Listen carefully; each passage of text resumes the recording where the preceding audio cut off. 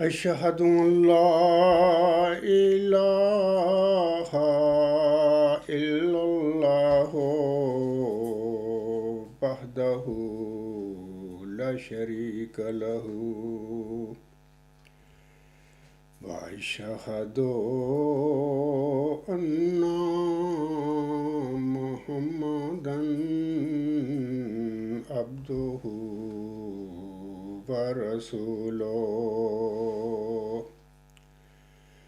أما بعد فأعوذ بالله من الشيطان الرجيم بسم الله الرحمن الرحيم الحمد لله رب العالمين الرحمن الرحيم مالك يوم الدين إياك نعبد وإياك نستعين اهدنا الصراط المستقيم صراط الذين أنعمت عليهم صراط الذين أنعمت عليهم غير المغضوب عليهم ولا الضالين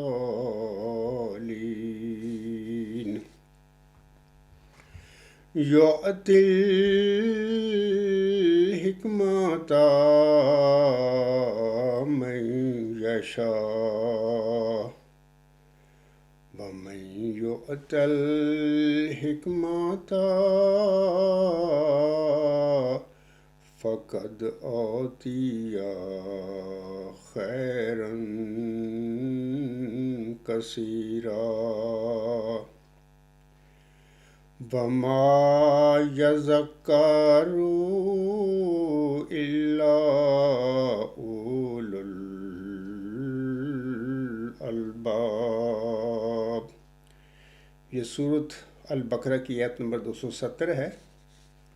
اس آیت کریمہ میں اللہ تعالیٰ فرماتا ہے وہ جسے چاہتا ہے حکمت عطا کرتا ہے، اور جسے حکمت عطا کر دی گئی تو اسے یقیناً خیر کثیر یعنی بہت بڑی بھلائی بخش دی گئی، اور عقل مندوں کے سوا کوئی نصیحت حاصل نہیں کرتا۔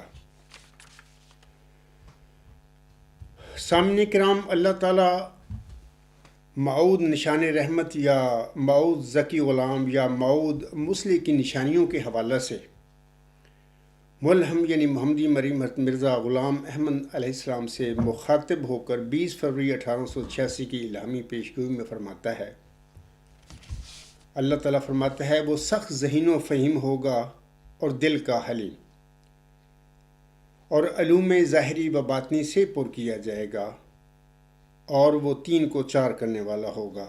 ملہم بریکٹ میں لکھتا ہے، اس کی معنی سمجھ میں نہیں آئے۔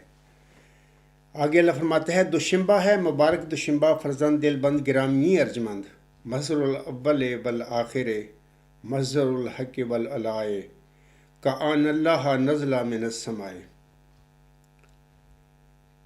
خاکسار نے اپنے گزشتہ مورخہ 3 دسمبر 2023 کے لیکچر میں معود نشان رحمت یا معود ذکی غلام مسیح الزمان کی اس نشانی کے مظہر الاول والآخر اور علوم ظاہری و باطنی سے پر کیے جانے کی حقیقت کے حوالے سے بتایا تھا سامعین کو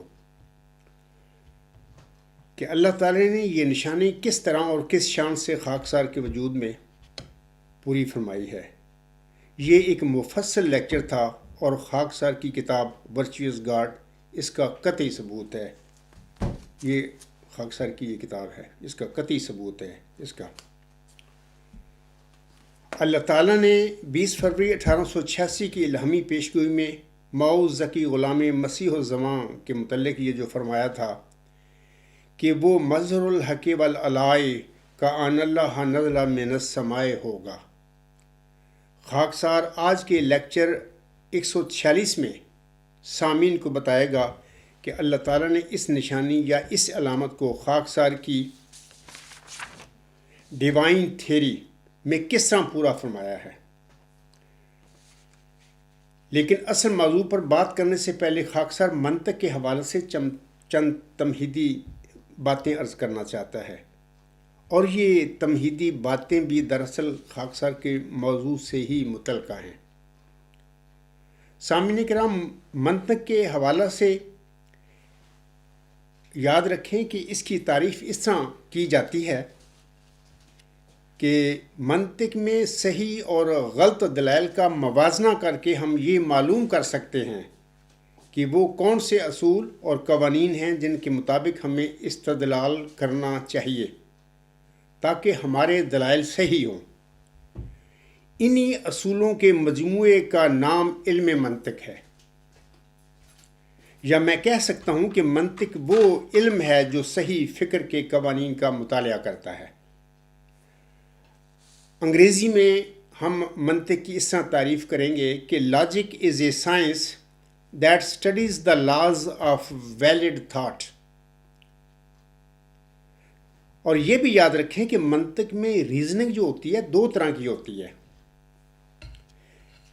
پہلی جو قسم ہے وہ منطق استقرائیہ یا منطق مادی اس کو کہتے ہیں، یعنی انگریزی میں ہم کہیں گے انڈکٹیو اور میٹیریل لاجک. اور اس کے حوالے سے یاد رکھیں کہ it is a branch of logic trying to discover general laws from particular facts. یعنی یہ منطق استقرائیہ یا انڈکٹیو لاجک کی یہ ڈیفینیشن ہے. اردو میں اس طرح کہوں گا کہ منطق استقرائیہ منطق کی وہ قسم ہے جس میں انفرادی حقائق سے عمومی قوانین اخذ کیے جاتے ہیں. اور یہ بھی یاد رکھیں کہ منطق استقرائیہ یعنی انڈکٹیو لاجک جو تھی اس کا بانی سقراط تھا. اور اس کی میں مثال آپ کو دیتا ہوں کہ جیسے اگر میں کہوں کہ سقراط فانی ہے، چونکہ سقراط ایک انسان ہے لہذا تمام انسان فانی ہیں. تو یہ منطق استقرائیہ کی ایک اسٹیٹمنٹ، ایک بیان ہے. اس کے مطابق ہم دیکھتے ہیں کہ سقراط ایک انفرادی حقیقت ہے، اور اس انفرادی حقیقت سے ہم نے تمام انسان فانی ہیں یا تمام انسان فانی ہیں کا ایک عمومی قانون یا لا اخذ کیا ہے. تو یہی منطق استقرائیہ میں کہا جاتا ہے کہ اس میں انفرادی حقائق سے عمومی قوانین اخذ کیے جاتے ہیں. منطق کی جو دوسری قسم ہے اس کو ہم کہتے ہیں منطق استخراجیہ یا منطق سوریہ بھی کہتے ہیں. ڈیڈکٹیو لاجک اور فارمل لاجک بھی اس کا ایک نام ہے. اور اس کی اس طرح تعریف کی جاتی ہے کہ it is a branch of logic trying to conclude particular facts from general laws. اور یہ بھی یاد رکھیں کہ منطق استخراجیہ کا بانی ارسطو تھا، اور استخراجیہ منطق کی وہ قسم ہے جس میں عمومی قوانین سے انفرادی حقائق اخذ کیے جاتے ہیں. مثال دیتا ہوں میں کہ تمام انسان فانی ہیں. سقراط چونکہ ایک انسان ہے لہذا سقراط فانی ہے. تو یاد رکھیں کہ منطق استخراجیہ منطق استقرائیہ کا بالکل الٹ ہے. یعنی یہ دونوں جو پروسیجر ہوتے ہیں اس میں دونوں میں ایک دوسرے کے یہ ایک الٹ ہوتے ہیں. اس کے بعد سامعین کرام میں آپ لوگوں کو تاریخ کے متعلق کچھ بتانا چاہتا ہوں. اگرچہ میں نے اپنے 3 دسمبر 2023 کے لیکچر میں تاریخ کے متعلق کچھ باتیں بتائی تھیں. میں چاہتا ہوں کہ آج کا جو لیکچر ہے میرا 146 ہے اس کا نمبر، اس میں بھی تھوڑا سا میں تاریخ کے حوالے سے آپ لوگوں کو بتا دوں. تعریف کیا ہوتی ہے یا تعریف کسے کہتے ہیں؟ سامعین کرام، جب ہم کسی شے کی تعریف کرتے ہیں تو ہم اس شے کی وہ صفات بیان کرتے ہیں جو اس شے کے لیے ضروری ہوتی ہیں۔ ایسی صفات کو تضمن یعنی کونوٹیشن کہتے ہیں۔ چنانچہ تعریف سے مراد ہے کسی شے کا تضمن بیان کرنا۔ کسی شے کی تعریف میں صرف انہی صفات کو سامعین کرام شامل کیا جاتا ہے جو اس شے کے لیے ضروری ہوتی ہیں اور جن کی عدم موجودگی میں وہ شے وہ نہیں ہو سکتی جو کہ وہ ہے۔ مثال کے طور پر انسان کی تعریف میں یہ کہنا کافی ہے کہ انسان حیوان عاقل ہے، یعنی مین از اے ریشنل اینیمل۔ ہم دیکھتے ہیں کہ اس تعریف میں انسان کی جو ہم نے تعریف کی ہے، حیوان ہونا اور عاقل ہونا انسان کے لیے دو ضروری صفات ہیں۔ اگر کوئی شے ہو، کوئی وجود ہو، وہ حیوان بھی نہ ہو اور عاقل بھی نہ ہو تو ہم اسے انسان نہیں کہیں گے۔ انسان کا تضمن انہی دو صفات پر مشتمل ہے۔ پس کسی شے کی تعریف سے مراد سامعین کرام اس شے کی وہ صفات ہیں جو اس کے لیے ضروری اور کافی ہوتی ہیں، اور چونکہ ایسی صفات کو تضمن کہتے ہیں لہذا تعریف سے مراد کسی شے کا تضمن ہے۔ سامعین کرام، جیسا کہ خاکسار اپنے گزشتہ لیکچر میں بھی بتا چکا ہے کہ ہزاروں سال پہلے ارسطو نے سچ کہا تھا کہ تعریف علم کی ابتدا اور تعریف ہی اس کی انتہا ہے۔ تعریف علم کی ابتدا اس لحاظ سے ہے کہ کسی شے کا علم حاصل کرنے کے لیے ہمیں اس شے کا صاف اور واضح تصور حاصل کرنے کی ضرورت ہوتی ہے، اور کسی شے کا صاف اور واضح تصور اس کی تعریف سے ہی حاصل ہو سکتا ہے۔ جیسے کہ میں اپنا گزشتہ لیکچر میں بھی بتا چکا ہوں لوگوں کو کہ یہ جو آئیڈیا ہے افلاطون کا نظریہ امثال یا نظریہ تصورات، تھیوری آف آئیڈیاز، اس میں جس وہ آئیڈیا کی بات کرتا ہے، میں نے بڑی تفصیل سے اپنے گزشتہ لیکچر میں بتایا تھا کہ دراصل دیکھا جائے کہ وہ جو اپنی آئیڈیا کی وہ تعریف کرتا ہے اصل میں وہ تعریف ہی ہوتی ہے۔ کسی وجود کی، کسی شے کی جو تعریف ہوتی ہے دراصل اس کا آئیڈیا ہوتا ہے، یعنی آئیڈیا اور definition one and the same. تو یہ میں گزشتہ اپنے لیکچر میں بتا چکا ہوں۔ تو یہاں پر میں بتا رہا ہوں کہ تعریف علم کی ابتدا اس لحاظ سے ہے کہ کسی شے کا علم حاصل کرنے کے لیے ہمیں اس شے کا صاف اور واضح تصور حاصل کرنے کی ضرورت ہوتی ہے، اور کسی شے کا صاف اور واضح تصور اس کی تعریف سے ہی حاصل ہو سکتا ہے۔ مثال کے طور پر جب استاد اپنے شاگردوں کو کسی جانور کا سبق پڑھانا چاہے تو وہ پہلے جانور کی تعریف بیان کرتا ہے ان کے آگے۔ اگر وہ ایسا نہیں کرے گا تو اس کے شاگرد یہ سمجھ ہی نہیں سکیں گے کہ ان کا استاد انہیں کیا پڑھا رہا ہے۔ علاوہ اس کی جیسے کہ ارسطو کہتا ہے کہ تعریف علم کی انتہا ہے۔ یہ تعریف علم کی انتہا اس لحاظ سے ہے کہ علم کا نصب العین اشیاء کی مکمل تعریفوں کا علم حاصل کرنا ہوتا ہے، لہذا اس طرح تعریف علم کی انتہا بن جاتی ہے۔ سامعین کرام، ان تمہیدی باتوں کے بعد اب میں اپنے آج کے لیکچر کے جو اصل موضوع ہے اس کی طرف آتا ہوں۔ پروفیسر اسٹے صاحب اپنی کتاب a critical history of Greek فلسفی کے صفحہ 149 پر فرماتے ہیں، یہ جو میں اپنے گزشتہ جو لیکچر ہیں میرے 145 اور 144 غالباً 144 میں نے کافی تفصیل سے اس سٹیٹمنٹ جو ہے پروفیسر اسٹے صاحب کی، اس میں نے بتایا ہوا ہے کہ وہ لکھتے ہیں کہ but as far Socrates the civil condition of virtuous knowledge and as knowledge is just what can be imparted by teaching, it followed that virtue must be teachable. The only difficulty is to find the teacher, to find someone who knows the concept of virtue.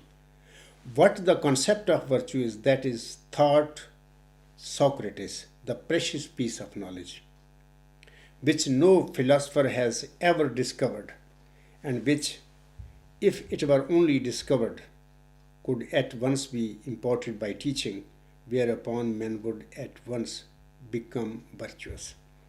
تو یہ اس کے الفاظ ہیں. اس نے اپنی کتاب جو ہے critical history of Greek philosophy, اس کے پیج نمبر 149 149 پر یہ الفاظ لکھے ہوئے ہیں. تو ان الفاظ کا جو ترجمہ ہے وہ اس طرح ہے: لیکن جیسا کہ سقراط کے لیے نیکی کی تنہا شرط اس کا علم ہونا ہے، اور جیسا کہ علم قطعی ہے جس کو بذریعہ تعلیم سکھایا جا سکتا ہے، اس سے معلوم ہوا کہ نیکی بھی قابل تعلم ہونی چاہیے. مشکل صرف یہ ہے کہ کسی معلم کو ڈھونڈا جائے جو نیکی کے تصور کو جانتا ہو. نیکی کا وہ تصور جسے سقراط نے سوچا اور جو علم کا انمول جز ہے، جس کو کسی مفکر نے آج تک دریافت نہیں کیا، اور اگر کبھی وہ دریافت ہو گیا تو فوراً اسے پڑھایا جائے گا، اور اس طرح انسان فوراً نیک ہو جائیں گے. تو میں سامعین کو بتاتا ہوں کہ خاکسار کا جو لیکچر نمبر 144 ہے، اس کا عنوان اس طرح ہے کہ اللہ تعالیٰ نے مرزا غلام احمد پر وہ الہامی پیشگوئی نازل فرماتے ہوئے اس وجود یعنی نشان رحمت یا ذکی غلام کے متعلق فرمایا تھا کہ وہ سخت ذہین و فہیم ہوگا اور دل کا حلیم. تو میں نے اس اپنے لیکچر نمبر 144 میں بڑی تفصیل سے یہ جو سقراط کا نیکی کا تصور ہے اس کے متعلق لوگوں کو بتایا تھا کہ اس عجز سے پہلے، جیسے کہ پروفیسر اسٹیج صاحب بھی کہتے ہیں کہ کسی مفکر نے، کسی عالم نے، مذہبی ہو غیر مذہبی ہو، کسی نے بھی نیکی کے وہ تصور جس کو سقراط نے علم قرار دیا تھا اس کے متعلق کچھ دریافت نہیں کیا، کچھ نہیں لکھا. تو یہ عاجز پر اللہ تعالیٰ کا احسان ہے کہ اس نے حضرت محمد مصطفیٰ احمد مجتبیٰ صلی اللہ علیہ وسلم اور آخری زمانے کے امام مہدی محمدی مریمت مرزا غلام احمد صاحب کی برکتوں سے، ان کی دعاؤں کی قبولیت سے اس عاجز پر سقراط کا وہ نیکی کا تصور جس کو اس نے علم قرار دیا تھا، اس کی ماہیت اس عاجز پر کھولی. تو اس کا ذکر خاکسار اپنے لیکچر نمبر 144 میں بھی، اور گزشتہ لیکچر جو تھا 145 جس میں اس کے متعلق اللہ فرماتا ہے وہ مظہر الاول والآخر اور علوم ظاہری و باطنی سے پر کیا جائے گا، اس کے حوالے سے میں نے بتایا تھا. آج میں انشاءاللہ تعالیٰ کچھ اور باتیں بتاؤں گا.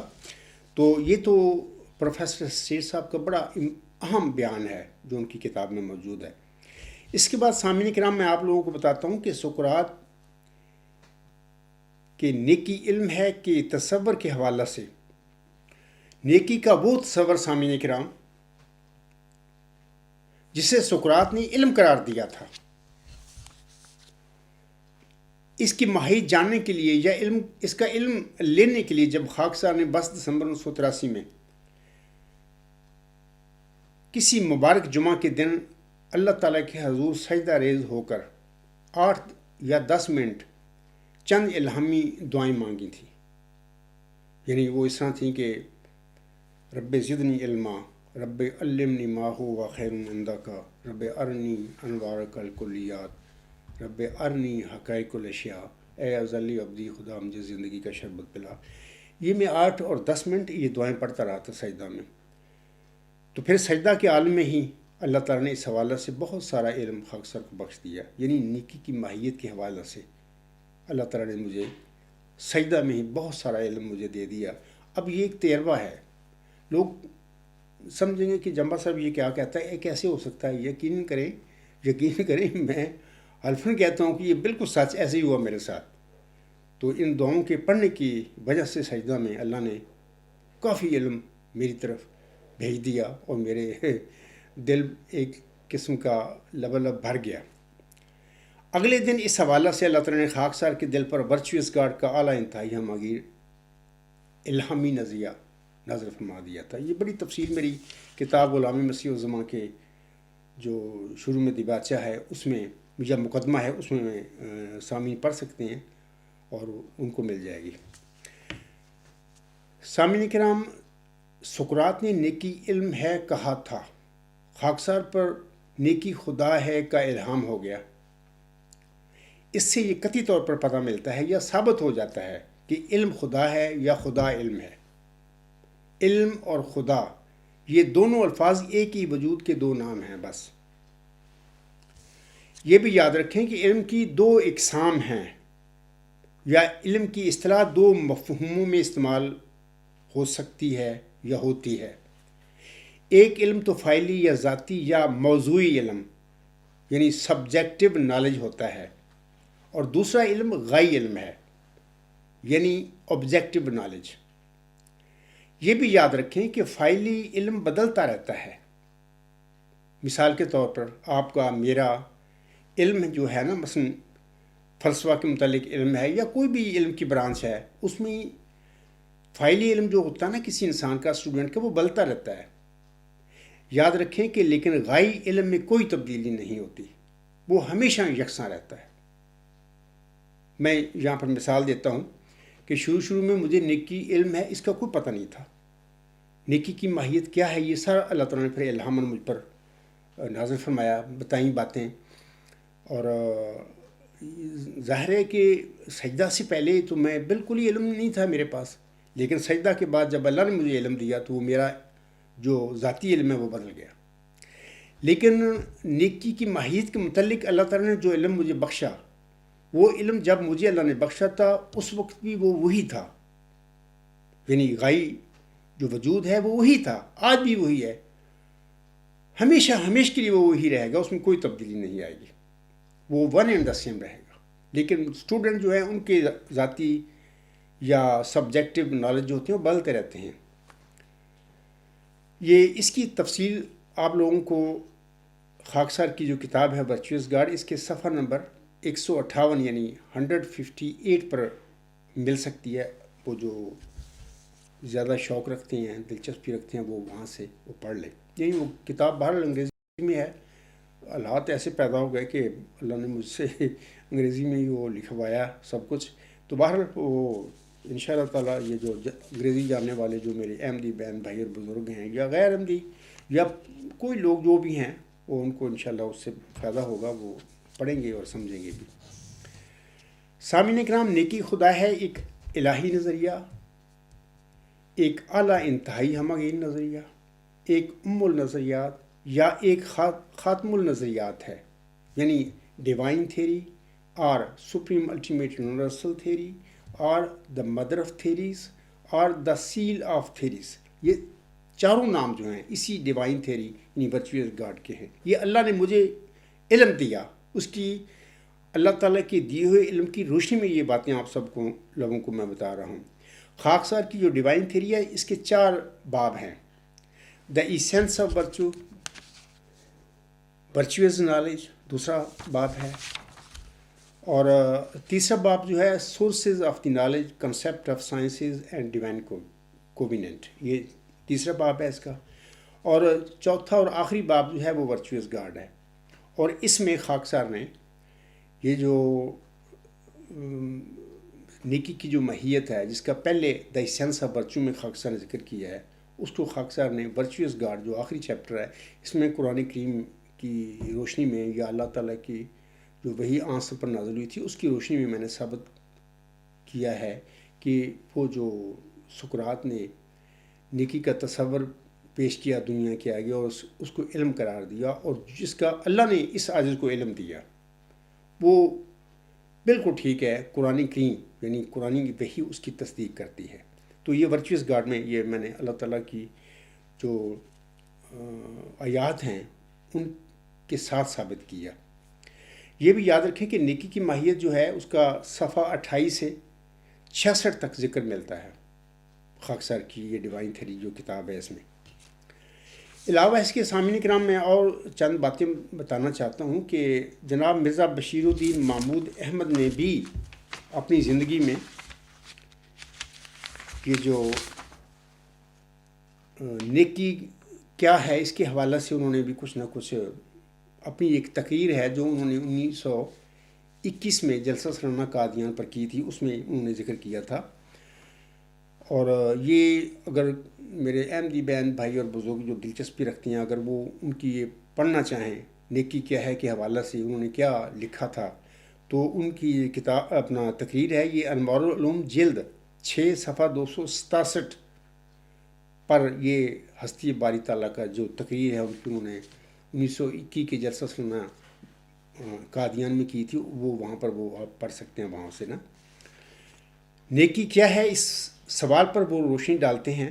وہ نیکی کو ایک عمل صالح کے طور پر ڈسکس کرتے ہیں، یعنی اپنی اس تقریر میں کرتے ہیں جو چھپ گئی پھر بعد میں ہے۔ جیسا کہ وہ انوار العلوم جلد 6 صفحہ 337 پر نیکی کے حوالہ سے لکھتے ہیں، جو لوگ خدا تعالیٰ کے ماننے والے نہیں، یعنی نیکی کیا ہے وہ کہتے ہیں جو لوگ خدا تعالیٰ کے ماننے والے نہیں، یا جو لوگ خدا تعالیٰ کے وجود کو مرز بحث میں لانے کے بغیر اخلاق کی بحث کا فیصلہ کرنا چاہتے ہیں، وہ نیکی کی تعریف میں اختلاف رکھتے ہیں۔ بعض کہتے ہیں کہ نیکی وہ عمل ہے کہ جس سے زیادہ سب خوشی حاصل ہو، اور جو انہی حالات میں اتنی خوشی نہ پیدا کرے وہ بدی ہے۔ یعنی ان کے الفاظ ہیں، آپ وہاں پر تفصیل پڑھ لیں۔ میں تو صرف آپ لوگوں کو بتانا چاہتا ہوں کہ مرزا بشیر الدین معاون نے بھی نیکی کیا ہے کہ سوال کے جواب میں اپنی تقریر جو ہے ہستی بار تعالیٰ اس میں باتیں کی ہیں، اور میں نے حوالے بھی دے دیے ہیں، وہاں پر پڑھیں۔ میں صرف آپ لوگوں کو یہ بتانا چاہتا ہوں کہ انہوں نے بھی نیکی کو نیک فعل عمل صالح کے رنگ میں ڈسکس کیا ہے۔ تو یہ تو عام ہر فلاسفر اپنے دور کا، یعنی سقراط کے بعد وہ کرتے رہے ہیں سارے۔ اس نیکی جو سقراط کا جو کنسیپٹ تھا نیکی علم ہے کا، اس میں نیکی کی ماہیت کے حوالے سے وہ تو ساری زندگی کوشش کرتا رہا۔ تو اس کو بعض دیگر فلاسفر نے اپنے اپنے زمانے میں جو ڈسکس کیا، اس نے اس نیکی کو نیک عمل کے طور پر ایک اخلاقی ٹرم کے طور پر اس پر وہ روشنی ڈالتے رہے، سمجھتے رہے۔ یہی کام مرزا بشیر الدین محمود احمد صاحب نے بھی کیا، اپنی جو ان کا تقریر تھی ہستی باری تعالیٰ۔ علاوہ اس کے وہ کہتے ہیں صفحہ 338، یہی جو میں نے ابھی حوالہ دیا ہے انوار العلوم جلد 6 کا، وہ لکھتے ہیں بعض یورپ کے فلاسفر نیکی کی تعریف یہ کرتے ہیں کہ نیکی ایک فرض کا نام ہے، مگر یہ تعریف بھی ان کے کام نہیں آ سکتی، کیونکہ فرض وہ چیز ہے جس سے کوئی دوسرا وجود ہمارے لیے مقرر کر دیتا ہے۔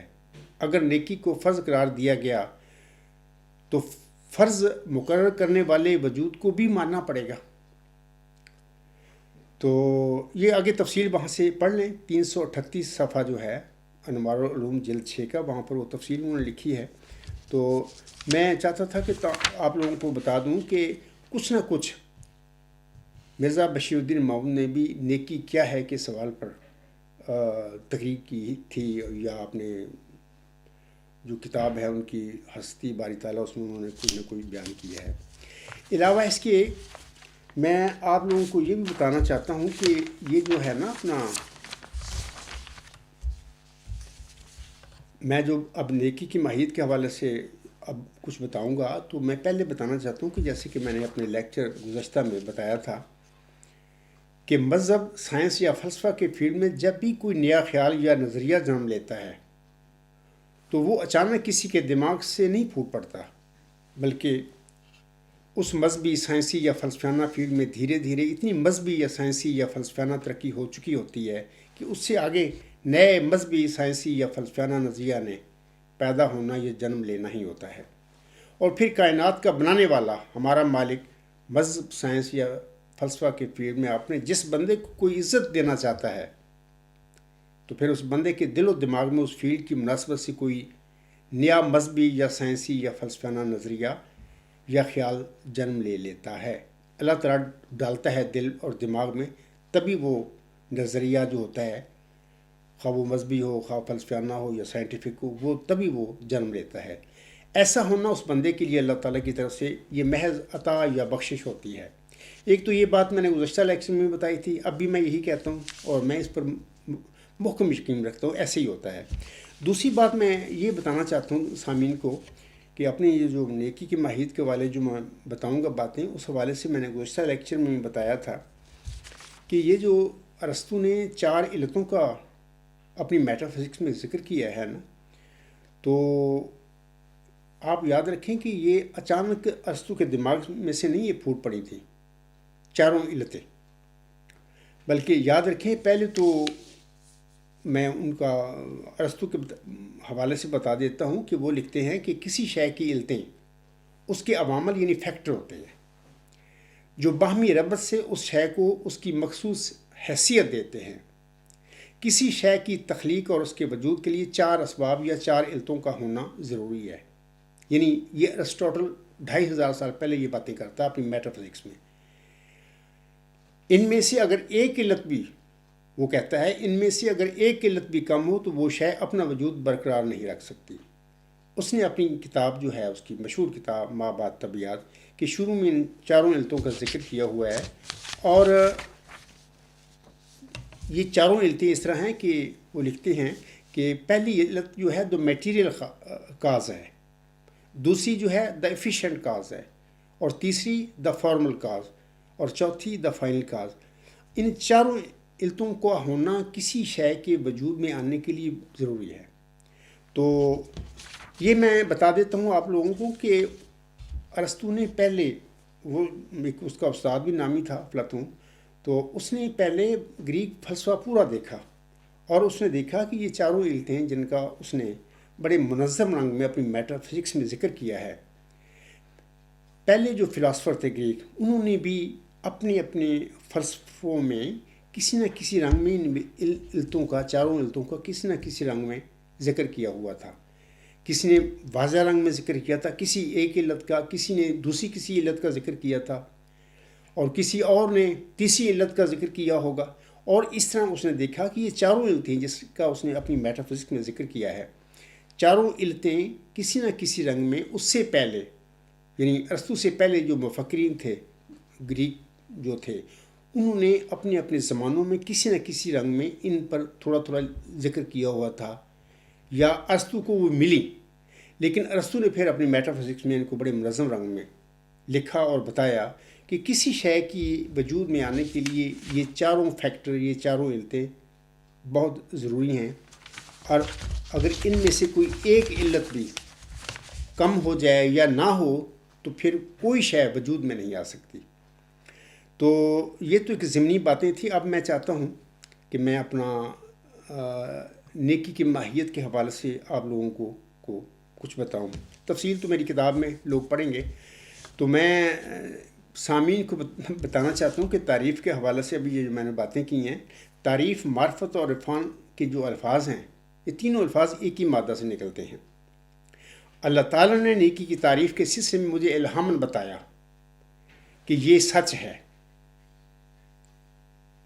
اور پھر سچ کی مزید وضاحت فرما دی کہ اے عبدالغفار، یہ ٹروتھ سپریم الٹیمیٹ یونیورسل ہے۔ یعنی سقراط نے جس نیکی کو علم قرار دیا تھا، وہ نیکی آبجیکٹیو ورچو، یعنی اعلیٰ انتہائی ہمگیر حق ہے۔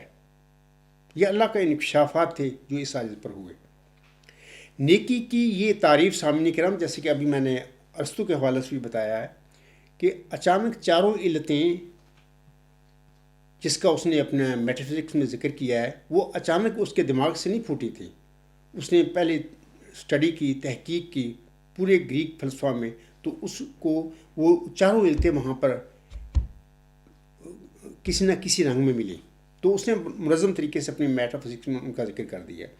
ایسے ہی میں بھی آپ لوگوں کو بتانا چاہتا ہوں کہ یہ جو اللہ نے مجھ پر یہ آبجیکٹیو ورچو، یعنی سقراط کی وہ نیکی کا تصور جسے اس نے علم قرار دیا تھا، اس کا مجھے علم دیا، اس کے متعلق بتایا کہ اے عبدالغفار، یہ سپریم الٹیمیٹ یونیورسل ٹروتھ ہے۔ تو میں بتانا چاہتا ہوں کہ جیسے کہ ارسطو کے حوالے سے ہوا، ایسے اچانک یہ 4 لفظ اس سیکوینس میں سپریم الٹیمیٹ یونیورسل ٹروتھ کی شکل میں مجھ پر نازل نہیں ہوئے۔ ہوا کیا، میں آپ لوگوں کو وہ بتانا چاہتا ہوں۔ نیکی کی یہ تعریف ایک ہی دفعہ خاکسار پر نازل نہیں ہوئی تھی، بلکہ لمحہ بے لمحہ اور سٹیپ بائی سٹیپ پہلے خاکسار پر لفظ ٹروتھ نازل ہوا تھا۔ پھر کچھ وقفہ کے بعد دوسرا لفظ یونیورسل نازل ہو گیا کہ اے عبدالغفار، یہ سچ یا یہ حق ہمگیر حق ہے، یونیورسل ٹروتھ ہے۔ ایسی طرح میرے ساتھ ہوا تھا۔ کچھ وقفہ کے بعد پھر تیسرا لفظ الٹیمیٹ خاکسار پر نازل ہو گیا، یعنی انتہائی، یعنی یہ سچ یا یہ حق ہمگیر اور انتہائی ہے۔ اور پھر آخری چوتھا لفظ سپریم خاکسار پر نازل ہوا تھا، اور اس طرح اللہ تعالیٰ نے خاکسار کو نیکی کی تعریف سے، یعنی کامل مکمل تعریف سے آگاہ فرما دیا کہ اے عبدالغفار، سقراط نے جس نیکی کو علم کہا تھا وہ نیکی سپریم الٹیمیٹ یونیورسل ٹروتھ ہے، یعنی وہ اعلیٰ انتہائی ہمگیر حق ہے۔ تو وہی بات میرے ساتھ بھی تھوڑی ہو گئی کہ جیسے ارسطو نے پہلے اسٹڈی کیا، پڑھا فلسفہ گریک، اس میں اس کو یہ چاروں علتیں جس کا اس نے اپنی ذکر کیا ہے میٹا فزکس میں، یعنی the material cause, the efficient cause, the formal cause, the final cause, اس کو ملی، تو پھر اس نے منظم طریقے سے اپنی میٹا فزکس میں ان کا ذکر کیا۔ ایسے ہی اس آیت پر بھی پہلے لفظ ٹروتھ نازل ہوا، اللہ نے مجھے بتایا کہ وہ نیکی کا تصور جو ہے جس کو سقراط نے علم قرار دیا تھا وہ حق ہے۔ پھر اللہ نے مجھے بتایا کہ صرف حق آگے جا کے کچھ وقت کے بعد یونیورسل ٹروتھ ہے، وہ یونیورس کا لفظ نازل فرما دیا۔ پھر اس کے بعد اللہ تعالیٰ نے تیسرا لفظ جو ہے الٹیمیٹ، یعنی کہ وہ جو ٹروتھ ہے وہ صرف یونیورسل ٹروتھ نہیں، وہ الٹیمیٹ یونیورسل ٹروتھ ہے۔ پھر آخر پر چوتھا لفظ مجھ پر نازل ہوا تھا سپریم۔ تو اللہ تعالیٰ نے وہ کامل تعریف مجھے بخش دی نیکی کے تصور کی، جس کو سقراط نے اپنی زندگی میں نیکی علم ہے قرار دیا تھا اور جس کو وہ ڈھونڈتا رہا زندگی میں۔ تو بہرحال اس طرح اللہ تعالیٰ نے یہ نیکی کی ماہیت اس عجز پر نازل فرمائی تھی۔ خاکسار افادہ عام کے لیے اب ان چاروں الفاظ کی مزید وضاحت بھی کرتا ہے یہاں اپنے اس لیکچر میں۔ چوتھا لفظ سامعین کرام حق ہے، یعنی سپریم الٹیمیٹ یونیورسل ٹروتھ، آخری چوتھا لفظ حق ہے۔ تعریف کا چوتھا لفظ یہ جو حق ہے یعنی ٹروتھ، یاد رکھیں کہ یہ وہ ذات ہے یا یہ وہ وجود ہے جو کہ جھوٹ یا فریب کے بالمقابل ہو۔ یہ لفظ یعنی ٹروتھ ایک ایسی حقیقت کی طرف اشارہ کرتا ہے جو کہ خود بخود یعنی قائم بذات، کانسٹنٹ بائی اٹ سیلف ہے، یعنی ایسا حق جو بذات خود قائم اور برقرار ہے۔ دوسری یہ بات ہے کہ یہ خود مکتفی یعنی سیلف سفیشینٹ، یعنی یہ حق ہے، یعنی اپنی جگہ کافی، مد یا سہارے سے بے نیاز، یعنی اس کو ہم اردو میں کہیں گے خود مکتفی، سیلف سفیشینٹ۔ تیسری بات یاد رکھیں کہ یہ ساتھ جو ہے یہ واجب الوجود یعنی سیلف سبسٹینٹ اور سیلف ایگزسٹڈ ہے، یعنی جس کی ذات اپنے وجود میں کسی کے محتاج نہ ہو۔ چوتھی بات یہ یاد رکھیں کہ سچ کے حوالے سے کہ یہ مستقل بالذات یعنی سٹیبل بائی اٹ سیلف ہے، یعنی خود سے مستحکم ہے۔ اور پانچویں بات یہ یاد رکھیں کہ یہ سچ علت العلل سیلف کازڈ ہے، یعنی خود کی وجہ سے ہے۔ اللہ تعالیٰ اپنی صفت حق کے حوالے سے سامعین کرام سورۃ لقمان کی آیت نمبر 31 میں فرماتا ہے، یہ آپ اپنی میری کتاب میں ڈیوائن تھیوری میں تفصیل سے پڑھنا، تو اللہ تعالیٰ فرماتا ہے ذالک بان اللہ هو الحق وان ما یدعون من دونہ الباطل وان اللہ هو العلی الکبیر۔ ترجمہ اس طرح ہے اس آیت کا کہ یہ اس لیے ہے کہ یقیناً اللہ ہی ہے جو حق ہے اور جسے وہ اس کے سوا پکارتے ہیں وہ باطل ہے، اور جسے وہ اس کے سوا پکارتے ہیں اس میں پوری کائنات آ جاتی ہے، اس میں کوئی کائنات میں شاید جو بھی ہے وہ سب اس کے حوالے سے اللہ فرماتا ہے، اور جسے وہ اس کے سوا پکارتے ہیں وہ باطل ہے۔ یہ بت پرستی سب ہندوستان میں جو بت سب جھوٹ ہے، سب باطل ہے۔ آگے فرماتا ہے اللہ کہ وَأَنَّ اللَّهَ هُوَ الْعَلِيُّ الْكَبِيرُ، اور اللہ ہی اعلیٰ اور بڑا ہے۔ تو یہ یاد رکھیں کہ یہ جو بہت ساری باتیں میں نے بتائی ہیں اس وقت، وہ دا ٹروتھ کی وضاحت میں اللہ تعالیٰ نے اس آیت پر یہ سب باتیں ظاہر فرما دیں کہ یہ سچ کیا ہے، اس کی حقیقت کیا ہے۔ اور یہ بھی یاد رکھیں کہ جیسے کہ عام طور پر فلسفہ کی دنیا میں کہتے ہیں کہ یہ فرسٹ کاز ہے، فرسٹ کاز نے دنیا کو کریٹ کیا ہے، تو اللہ تعالیٰ نے مجھ پر ظاہر فرما دیا، اس کا ذکر میری کتاب میں موجود ہے کہ صرف وہ فرسٹ کاز نہیں بلکہ وہ لاسٹ کاز بھی ہے، اور وہی دا مینیفیسٹ کاز بھی ہے، اور وہی دا لیٹرڈ کاز بھی ہے، یعنی صرف وہ علت اول نہیں ہے اس کائنات کو دنیا کو بنانے والا، بلکہ وہ ایک ہی لمحے اول علت بھی ہے اور آخری علت بھی ہے اور ظاہری علت بھی ہے اور باطنی علت بھی ہے. ہر لمحہ وہ ایسی ہی ہے.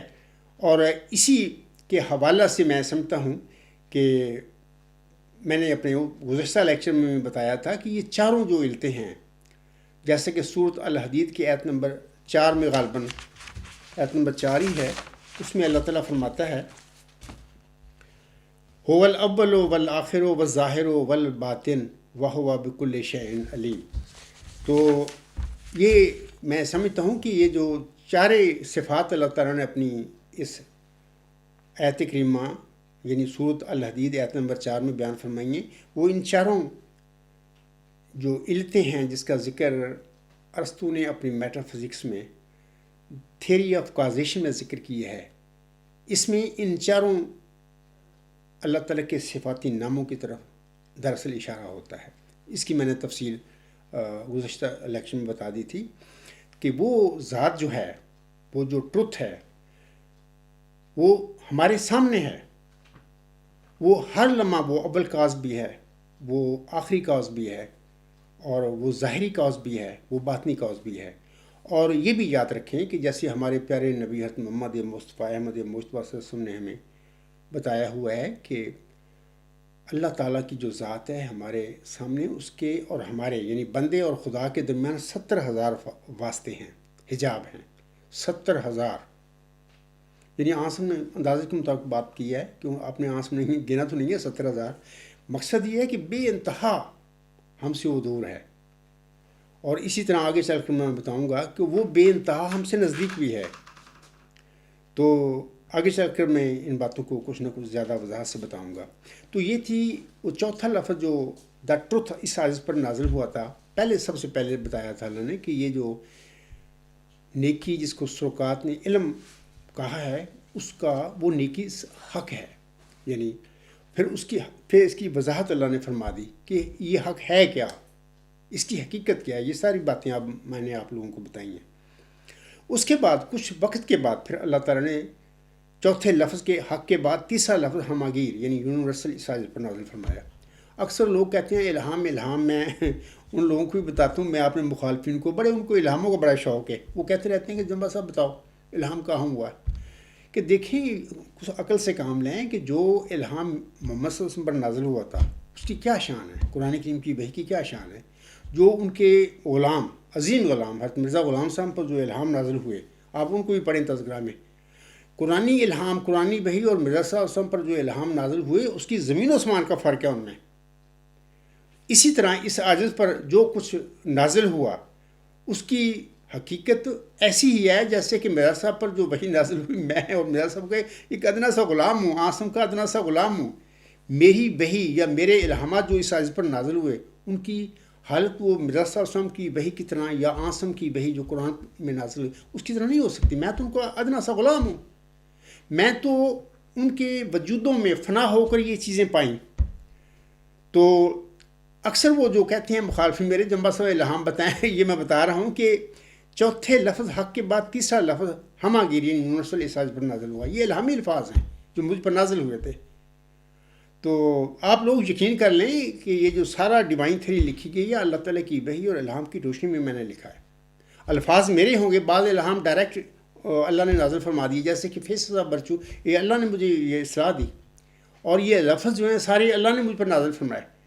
تو ایسے ہی سپریم الٹیمیٹ ٹروتھ یہ چاروں لفظ اللہ تعالیٰ نے اس عاجز پر الہام فرمائے. آج اس کی میں تشریح کر رہا ہوں لوگوں کے آگے کہ تو یہ آپ مان لیں وحی کو، اور کیا کس قسم کی وحی آپ نے لینی ہے. اگر آپ یہ سمجھیں کہ جیسے قرآن میں وحی نازل ہوئی یہاں سب پر اس قسم کی جمع سب دکھائیں، تو میں تو حضرت محمد مصطفیٰ احمد مجتبیٰ، میرے ماں باپ بھی ان پر فدا ہوں، میں تو ان کی پاؤں کی خاک بھی نہیں ہوں. ان کی برکتیں ہیں جو اس عاجز کے نصیب میں آئیں. میرا والد صاحب بڑا دعا گو انسان تھا، چودھری شیر محمد جنبا صاحب. تو یہ تفصیل آپ میری اپنا کتاب غلامی مسیح عظمیٰ میں ملی مضامین میں نے ذکر کیا ہے. وہ بڑا دعائیں کرتا تھا، اللہ تعالیٰ کے حضور رو کے اس کی رحمت طلب کرتا ہوگا اللہ تعالیٰ سے. تو وہ تو فوت ہو گئے. تو میری پیدائش کے بعد 6 مہینے کا تھا جب میں، تو اس کے بعد اللہ نے ان کی دعائیں قبول فرمائی. وہاں سے یہ شروع ہوا معاملہ کہ اللہ نے اس چودھری شیر محمد جنبا صاحب کے یتیم بچے عبدالغفار جنبا کو بطور نشان رحمت بطور معوذ ذکی غلام مسیح الزمان کو جماعت احمدیہ میں یا امت مسلمہ میں چن لیا. تو یہ نازل ہوئی تھی پیشگوئی محمدی مریم مرزا غلام احمد اسام پر چلہ ہوشیارپور میں. تو میں بتا رہا تھا کہ اللہ تعالیٰ نے پھر تیسرا لفظ جو اس آیت پر یونیورسل نازل فرمایا، یہ تیسرا لفظ ہے. کچھ وقت کے بعد ٹروتھ کے بعد پھر یہ یونیورسل نازل ہوا تھا. اور یاد رکھیں کہ یہ جو یونیورسل ہے یہ ہمگیر لفظ ہے، اس سے مراد ایسا سچ ہے جو کہ کائنات سے متعلق اور اس پر محیط ہو. یہ نہ تو کائنات ہے اور نہ ہی کائنات میں پائے جانے والی کوئی شے ہو سکتا ہے. یعنی یونیورسل، کسی شے کو ہم یونیورسل نہیں کہہ سکتے، نہ پوری کائنات کو یونیورسل کہتے ہیں. یہ بڑی تفصیل ہے. اپنا افلاطون کا جو نظریہ تھیوری آف آئیڈیاز، اس میں اس نے وہ کہتا ہے چیزیں. اب اس کے شاگرد نے ارسطوٹل نے اس سے ڈفر کیا، اختلاف کیا، پھر اس نے اپنی باتیں کی ہیں. وہ پڑھیں آپ میٹا فزکس میں جن لوگوں کو شوق ہے. تو بہرحال یہ کہ یہ یونیورسل وہ جو نیکی ہے جس کو سقراط نے علم کہا تھا، وہ نیکی صرف یونیورسل نہیں ہے، صرف وہ ٹروتھ نہیں ہے، بلکہ اللہ تعالیٰ نے ایسا ایسا مجھے بتایا. تو میں بتا رہا تھا کہ یونیورسل ایسا سچ ہے جو کہ کائنات سے متعلق اور اس پر محیط ہو. یہ نہ تو کائنات ہے اور نہ ہی کائنات میں پائے جانے والی کوئی شے ہو سکتا ہے، لیکن اس کے باوجود کوئی بھی شے اس کی اومنی پوٹینس اور اس کی اومنی پریزنس سے باہر نہیں ہو سکتی. عجیب وہ شان ہے اس ٹروتھ کی، اس یونیورسل کی. جیسے کہ اللہ تعالیٰ سورۃ نور کی آیت نمبر 36 میں اپنے متعلق فرماتا ہے، اللہ نور السماوات والارض، اللہ آسمانوں اور زمین کا نور ہے. اللہ آسمانوں اور زمین کا نور ہے، لیکن اللہ کوئی چیز نہیں ہے. جیسے کہ اللہ فرماتا ہے لیسا کمثلہ شیء، یعنی اس جیسی کوئی شے نہیں. نہ کائنات ہے اس جیسی، نہ کائنات میں پائی جانے والی کوئی چیز اس جیسی نہیں ہے. اللہ نے قرآن کریم میں بتا دیا. تو لیکن اس کے باوجود اللہ تعالیٰ جو ہے آسمانوں اور زمین کا نور ہے. ایسے ہی یہ جو میں یونیورسل کا جو ٹرم ہے، لفظ ہے، میں اس کے متعلق بتاتا ہوں آپ لوگوں کو کہ یہ نہ کائنات ہے یا نہ کائنات میں پائے جانے والی کوئی چیز ہے. اس کے باوجود ہم آسمانوں اور زمین کا اس کو ہم نور کہہ سکتے ہیں. دوسرا لفظ یعنی انتہائی، یعنی الٹیمیٹ ہے. میری وہ جو اللہ نے مجھے ڈیفینیشن دی، سپریم الٹیمیٹ یونیورسل ٹروتھ. تو چوتھا لفظ ٹروتھ تھا، سب سے پہلے یہ نازل ہوا. اس کے بعد پھر تیسرا لفظ یہ یونیورسل تھا، وہ اس آیت پر نازل ہوا. پھر اس کے بعد دوسرا لفظ انتہائی، الٹیمیٹ، اس آیت پر نازل ہوا. یعنی یہ دوسرا لفظ انتہائی اس سچ کی طرف اشارہ کرتا ہے جو کہ آخری یا انتہائی معنی خیز ہو، یعنی سگنیفیکنٹ ہو. یہ براول برا یعنی ایکسٹریملی اوے ہم سے ہے وہ سچ، یا ہم کہہ سکتے ہیں کہ وہ انتہائی نزدیک بھی ہے ہم سے. اور جیسے کہ ابھی میں نے عاصم کے حوالے سے بتایا ہے کہ عاصم نے فرمایا ہے کہ 70,000 واسطے ہیں اللہ تعالیٰ اور اس کے بندے کے درمیان. تو یہ سپریم الٹیمیٹ یونیورسل ٹروتھ جو ہے جس کی میں ابھی بات کر رہا ہوں، آگے میں اس کی کرتا چلا جاؤں گا بات. 70,000 حجاب ہیں اس کے اور بندوں کے درمیان. تو بندے اسے کیسے دے سکتے ہیں آنکھ سے؟ اب کوئی اگر مجھے کہے کہ بس آپ یہ بتائیں سپریم الٹیمیٹ یونیورسل ٹروتھ، میں نے کوئی دائرہ کہا ہے کہ یہ دکھائیں مجھے، میں اسے کیسے دکھا دوں؟ تو یہ دیکھنے والی مادی آنکھوں سے چیز نہیں ہے. ہاں دل کی آنکھیں اس کو دیکھتی ہیں. تو آپ اللہ تعالیٰ کتنا قریب ہو جائیں، ترقی کریں روحانیت میں، تو پھر آپ کی دل کی آنکھیں اس کو دیکھیں گی. تو بہرحال اللہ تعالیٰ سب کو یہ توفیق دے. تو میں کہہ رہا تھا کہ یہ جو الٹیمیٹ لفظ نازل ہوا دوسرا مجھ پر، تو اس سے مراد یہ وہ انتہائی ہے، یعنی وہ ایکسٹریملی اوے ہے. یعنی وہ جو ٹروتھ جس کا اللہ نے مجھے بتایا کہ وہ نیکی کا سقراط کا تصور ٹروتھ ہے، پھر بتایا کہ وہ یونیورسل ٹروتھ ہے، پھر بتایا کہ وہ الٹیمیٹ یونیورسل ٹروتھ ہے. جیسا کہ سورۃ نجم کی آیت 43 میں اللہ تعالیٰ فرماتا ہے وَأَنَّ إِلَىٰ رَبِّكَ الْمُنْتَهَىٰ، اور یقیناً تیرے رب کی طرف انتہا ہے. یعنی and that to thy Lord do all things ultimately go. یعنی وہ انتہائی ہوگا نا جب ہم جب دیکھتے ہیں، جیسے کہ سائنس کی دنیا میں میری کتاب میں بھی تھوڑا سا ذکر ملتا ہے کہ لوگ کرتی ہیں آگے دن بدن آگے جا رہے ہیں اور ڈھونڈتے چلے جا رہے ہیں حقائق الاشیاء، یعنی ریئلٹیز آف تھنگس کے حوالے سے بھی کہاں تک آج تک 3 قوتیں سائنٹسٹ جو ہیں دریافت کر گئے ہیں. آگے دیکھتے ہیں وہ کب وہ دو میں بدلتی ہیں. وہ بھی ایک قوت ہوگی، وہ بھی وہ نیکی سپریم الٹیمیٹ یونیورسل ٹروتھ نہیں ہوگا، بلکہ وہ سپریم الٹیمیٹ یونیورسل ٹروتھ کا ایکسپریشن ہوگا. وہ فرسٹ کا جو فورتھ جب رہ جائے گی تو وہ ہوگا اس کا ایکسپریشن، وہ خود نہیں ہوگا سپریم الٹیمیٹ یونیورسل ٹروتھ. تو جیسے ابھی میں نے بتا دیا ہے کہ سورۃ النجم کی آیت نمبر 43 میں اللہ فرماتا ہے وَأَنَّا إِلَىٰ رَبِّكَ الْمُنتَهَىٰ، اور یقیناً تیرے رب کی طرف انتہا ہے. یعنی ثابت ہو گیا کہ وہ الٹیمیٹ ہے خدا ہمارا. تو پہلا لفظ جو تھا جو مجھ پر آخر پہ نازل ہوا وہ سپریم ہے. سپریم کا لفظ اس ذات کی طرف اشارہ کرتا ہے سامعین کرام جو کہ بہت بلند اور بڑی طاقت کے مالک ہو. یہ وہ ہستی ہو سکتی ہے جو کہ تخلیق کرتی، پرورش کرتی اور مارتی ہے، جبکہ خود تخلیق، پرورش اور موت اور فنا سے بالا ہے. جیسا کہ اللہ تعالیٰ سورۃ اعلیٰ میں فرماتا ہے سب حسمہ ربک الاعلیٰ، اپنے اعلیٰ رب کے نام کی پاکیزگی بیان کر. تفصیل میری کتاب میں لوگ پڑھیں گے تفصیل سے، جیسے جیسے میں نے آیات پیش کی ہیں قرآن کریم کی. یہ سپریم الٹیمیٹ یونیورسل ٹروتھ کے حوالے سے کافی میں آتے، ایک میں یہاں پر تو ایک آیت کا ذکر کر رہا ہوں، وہاں پر زیادہ ملیں گی آپ کو. کہ اللہ فرماتا ہے اس آیت میں کہ اپنے اعلیٰ رب کے نام کی پاکیزگی بیان کر، سب حسمہ ربک الاعلیٰ. سامعین کرام ہم دیکھتے ہیں کہ اللہ تعالیٰ نے خاکسار کو نیکی علم ہے کی حقیقت سے آگاہ فرماتے ہوئے جو نیکی کی تعریف مجھ پر الہام فرمائی ہے. اس تعریف کا آخری چوتھا لفظ حق ہے، سپریم، اور پہلا لفظ اعلیٰ.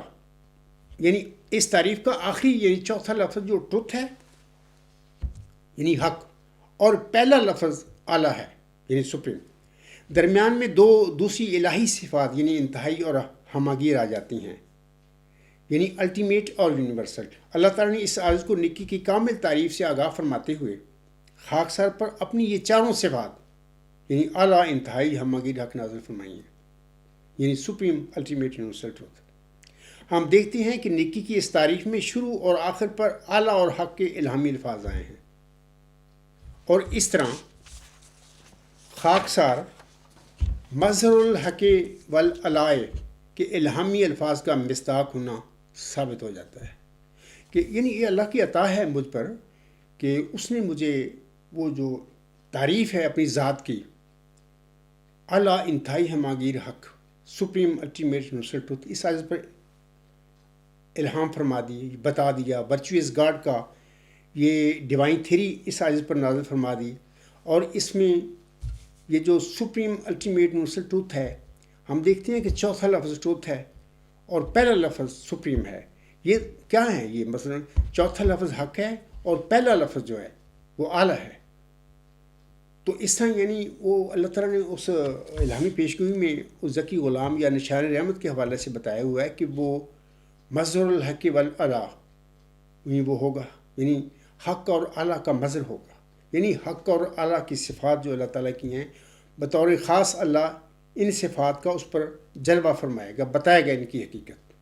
تو اس سے یہ مظہر الحق والاعلیٰ یعنی یہ عاجز یعنی ان الفاظ جو الہامی ہیں اس کا مصداق ہو جاتا ہے. یہ کتاب اس کا ثبوت ہے.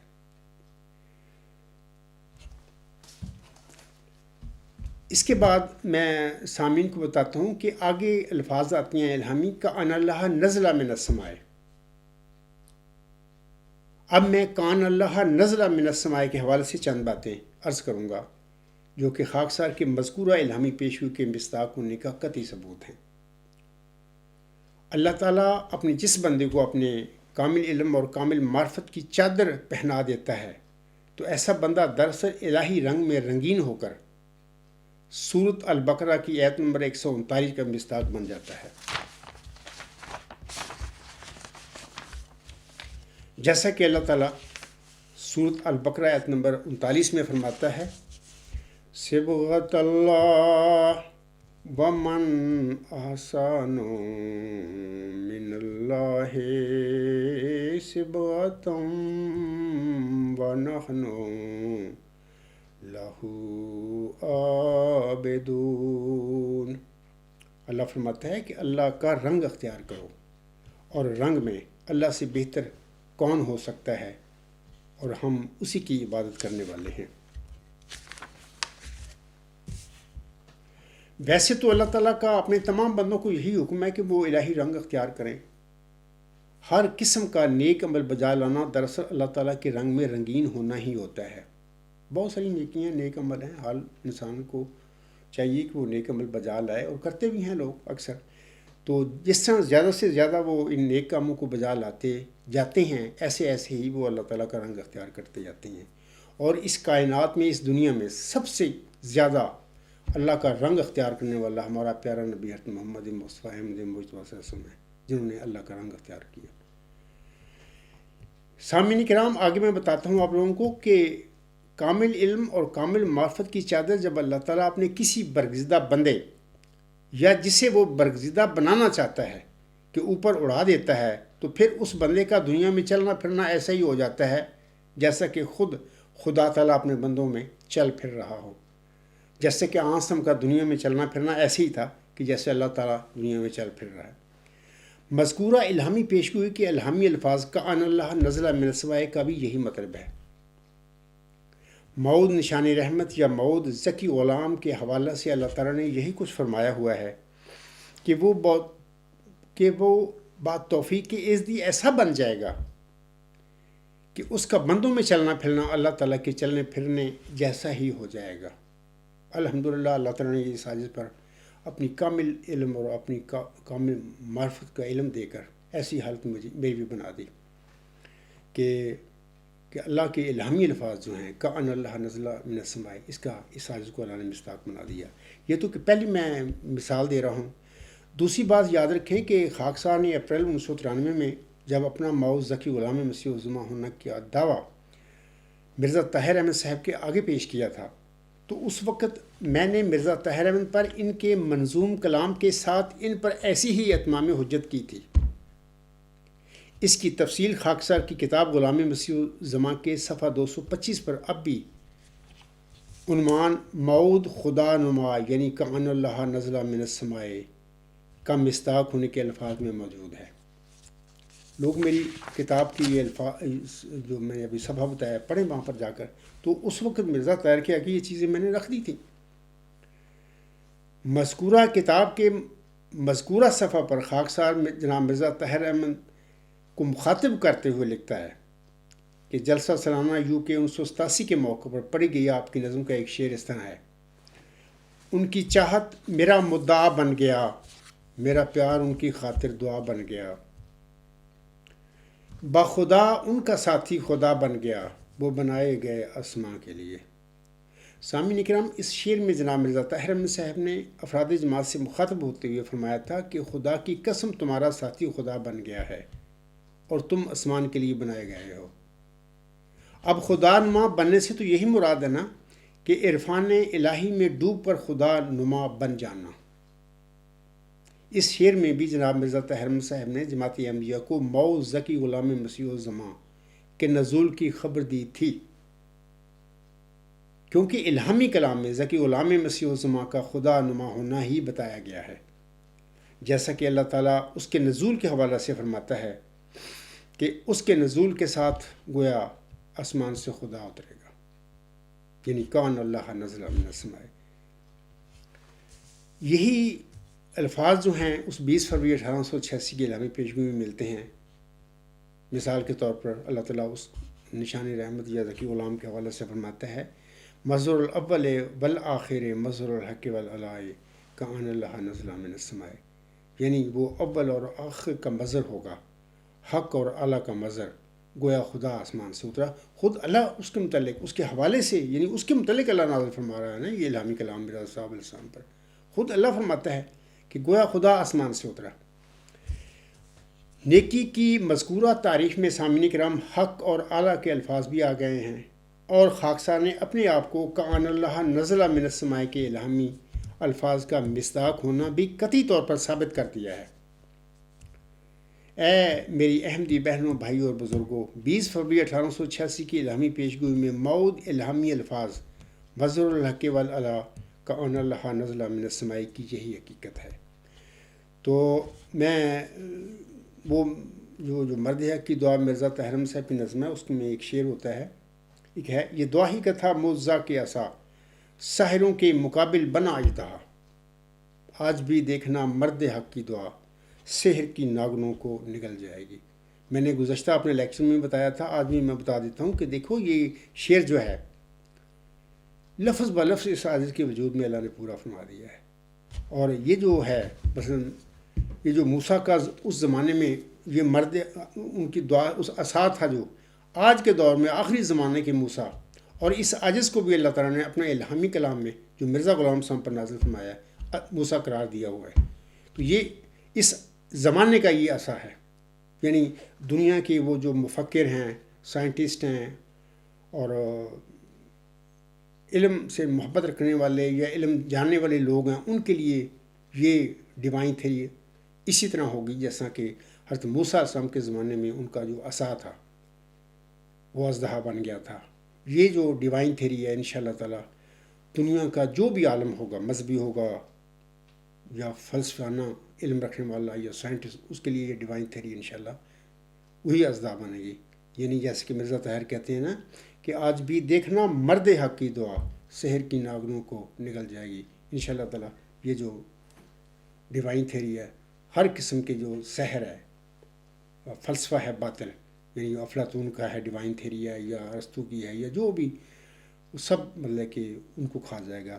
ایک بات میں اور بتا دیتا ہوں کہ جیسے کہ ارسطو کے حوالے سے میں نے بتایا ہے کہ وہ تھیری آف کازیشن جو اس نے بیان کی، نظریہ تعلیل، اسی طرح میں بتاتا ہوں کہ یہ جو سپریم الٹیمیٹ یونیورسل ٹروتھ، یہ چاروں الفاظ ہیں نا کہ یہ پہلے ہی اس عاجز سے پہلے، یعنی اپنا افلاطون نے بھی، ارسطو نے بھی، بعد میں ماڈرن فلاسفی بھی آپ پڑھیں، یہ چاروں الفاظ کسی نہ کسی رنگ میں مختلف مفکروں کے فلسفوں میں ملیں گے. مثال کے طور پر کوئی کہے گا کہ وہ جو وجود ہے، ریالٹی ہے، وہ سچ ہے، اس نے سچی بات کی. کسی نے کہہ دیا کہ وہ سپریم ہے. تو یہ الفاظ ملتے ہیں فلسفوں میں، یعنی جو مفکرین نے اپنی کتابیں لکھی ہیں ان میں ملتی ہیں الفاظ. کسی نے اس کو الٹیمیٹ ریالٹی کہہ دیا، کسی نے اس کو سپریم ریالٹی کہہ دیا، کسی نے اس کو یونیورسل ٹروتھ کہہ دیا. یہاں تک بھی میں نے پڑھا ہے کہ ملتا ہے چیزیں. لیکن یاد رکھیں کہ حقیقت کے سلسلے میں ان چاروں الفاظ کا اس ترتیب، اس سیکوینس، یعنی سپریم الٹیمیٹ یونیورسل ٹروتھ، کسی مفکر نے اس عاجز سے پہلے نہیں بیان کیا. یہی وہ اللہ کا احسان ہے جو اس عاجز پر ہوا کہ اس عاجز کو اللہ نے اپنی کامل تعریف، اپنی کامل عرفان سے آگاہ فرمایا اور بتایا کہ اے میرے بندے، وہ سچ جو ہے، وہ سپریم الٹیمیٹ یونیورسل ٹروتھ، یہ وہ میں ہوں، اور میں ہر جگہ موجود ہوں. انسانی آنکھ مجھے نہیں دیکھ سکتی، اور میں انسانوں کی شہر سے بھی زیادہ قریب ہوں. تو میں بتا رہا تھا کہ یہ جو فلسفہ ہے مغرب کا، ویسٹرن فلاسفی ہے، ماڈرن فلاسفی ہے، گریک فلاسفی ہے، کسی نہ کسی رنگ میں یہ الفاظ یہ ملتے ہیں. یعنی چاروں الفاظ سپریم الٹیمیٹ یونیورسل ٹروتھ کسی نہ کسی رنگ میں آپ جو فلاسفر ہیں اس سے پہلے ان کے فلسفوں میں یہ باتیں ملیں گی کہ کسی نے اس کو سپریم کہہ دیا، اس ریالٹی کو، کسی نے الٹیمیٹ کہہ دیا، کسی نے یونیورسل کہہ دیا اس کو، کسی نے ٹروتھ کہا ہے، کسی نے دو لفظ بھی استعمال کر دیے کہ وہ سپریم ٹروتھ ہوگا. یعنی complete supreme ultimate universal truth کا یہ عاجز پر احسان ہوا کہ اللہ نے یہ الفاظ اس سیکوینس میں مجھے بتائے کہ اے عبدالغفار، وہ خدا جو دنیا میں معمور فرماتا ہے اپنے بندوں کو بطور نبی رسول، یا وہ خدا جس نے محمد صلی اللہ علیہ وسلم پر قرآن کریم کی وحی نازل فرمائی، وہ خدا جس نے آخری زمانہ میں مرزا غلام احمد علیہ السلام کو بطور محمدی مریم کے روحانی مقام و مرتبہ بخشا، وہ خدا جس نے تجھے معمور فرمایا ہے اس زمانے میں، آخری زمانے میں 15ویں صدی ہجری کے شروع میں، وہ سپریم الٹیمیٹ یونیورسل ٹروتھ ہے. میں احمدیوں کو کہوں گا، اور بطور خاص یہ جو میرے جالے ہیں نا مخالفین احمدیت، میں ان کو کہتا ہوں آپ کہاں ہیں؟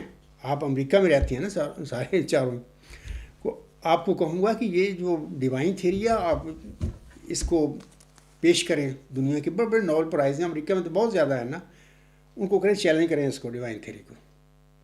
اور میں انتظار کر رہا ہوں کہ ایک لمبا عرصہ ہو گیا یہ ڈیوائن تھیری چھپ چکی ہے، میدان میں ہے، موجود ہے، لیکن آج تک کسی کو ضرورت نہیں ہوئی کہ اس پر کوئی اعتراض کر سکے.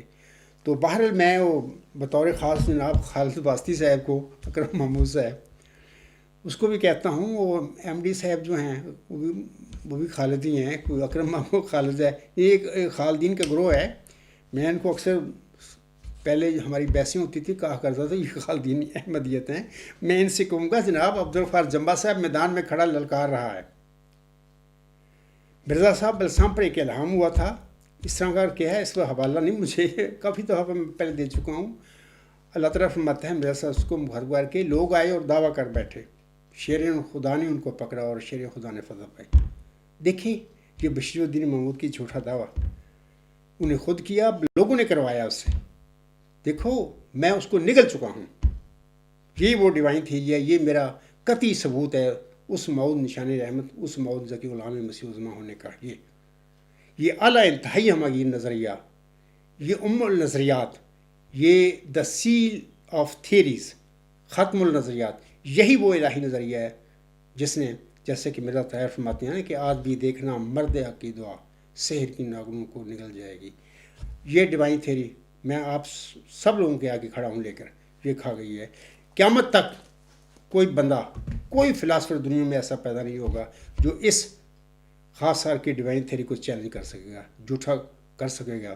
میں خالدین احمد سے بھی کہوں گا کہ یہ چاروں الفاظ بولیں کسی بڑے سے بڑے نوبل پرائز ونر کے آگے بھی، کہ عبدالغفار جمبا یہ کہتا ہے کہ وہ جو نیکی کا تصور سقراط نے پیش کیا تھا نیکی علم ہے میں، وہ نیکی کا تصور کے حوالے سے عبدالغفار جمبا یہ کہتا ہے کہ وہ سپریم الٹیمیٹ رزلٹ ہوتا ہے، یعنی وہ اعلیٰ انتہائی ہمگیر حق ہے. میں خالدین احمدیت سے کہوں گا اور کسی بھی میں اپنے مخالف احمدی سے کہوں گا کہ جب یہ چاروں لفظ پڑھو گے تم، ان چاروں الفاظ میں اللہ نے جس وجود کا بیان فرمایا ہے وہی خدا ہے، وہی نالج ہے جس کو سقراط نے نیکی کہا تھا. تو آپ جب یہ کہیں گے تو وہ بھاگ جائے گا. کتنا بڑا فلاسفر ہوگا، نوبل پرائز ونر ہوگا، جو بھی ہوگا وہ میں نہیں جانتا، وہ بھاگ جائے گا. یعنی اس سے آگے مجھے اللہ نے یہ باتیں بتائی ہیں کہ اے عبدالغفار یہ وہ سپریم الٹیمیٹ رزلٹ ہوتا ہے، وہ جو میں ہوں. آپ جب لیں گے بات، کوئی بندہ ہے وہیں پہ ختم ہو جائے گا، وہ کچھ نہیں کر سکے گا، کر ہی نہیں سکے گا. یہ وہ بات ہے جو مرزا طاہر نے فرمائی تھی اپنے شعر میں، یہ دعا ہی کا تھا معجزہ کے عصا ساحروں کے مقابل بنا اژدہا. اے خالدین احمدیت آج بھی دیکھنا مرد حق کی دعا سحر کی ناگنوں کو نگل جائے گی. یہ وہ ڈیوائن تھیری ہے جو نگل چکی ہے. اگر آپ کو کسی کو شک ہو تو میدان میں آئیں، کسی کو لے کے آئیں. تو میں آپ لوگوں کا انتظار کر رہا ہوں. لیکن آج تک یعنی تقریباً کافی عرصہ ہو گیا ہے اس کتاب کو چھپے ہوئے، تو کسی کو ضرورت نہیں ہوئی کہ اس کتاب پر کوئی اٹیک کرے، ہو ہی نہیں سکتا. یہی وہ بات ہے جو مرزا غلام صاحب نے اپنی تجلیات الہیہ کتاب میں فرمائی تھی اپنے ماننے والوں کے حوالے سے، کہ میرے فرقہ کے لوگ علم اور معرفت میں اس قدر کمال حاصل کریں گے کہ وہ اپنی سچائی کے نور، دلائل اور نشانوں کے روح سے سب کا منہ بند کر دیں گے. تو یہ ہے وہ بات ہے، یہ ہے وہ بات. میں نے اس مرزا غلام صاحب کی اس پیشگوئی کا چند صفحے میں پہلے ہی شروع میں ذکر کیا ہوا ہے اور بتایا ہوا ہے. یعنی اس سے بڑا کوئی انسان کسی پیشگوئی کے مصداق ہونے کا دعویٰ کیسے کر سکتا ہے؟ میں نے یہ ذکر کیا اس کا. اور جناب اس کو کوئی بھی بندہ آ کے چیلنج کر کے دکھائے. ختم نبوت والے جو لوگ ہیں میں ان سے بھی کہتا ہوں سب جھوٹ ہے، کوئی ختم نبوت نہیں ہے. یہ آپ لوگوں کے گھڑے ہوئے جھوٹے عقیدے ہیں. آپ لوگوں نے اسلام پر ظلم کیا ہوا ہے، یہ قرآن پر ظلم کر کے بیٹھے ہوئے ہیں، کوئی نبوتیں اور رسالتیں بند کر کے بیٹھتی ہیں. یعنی اللہ تعالیٰ کے انعام ہے، یہ قیامت تک نہیں بدل سکتا، کیونکہ لوگ نفسوں کے ساتھ پیدا کیے گئے ہیں. نفس انسانوں کو گمراہ کرتا ہے.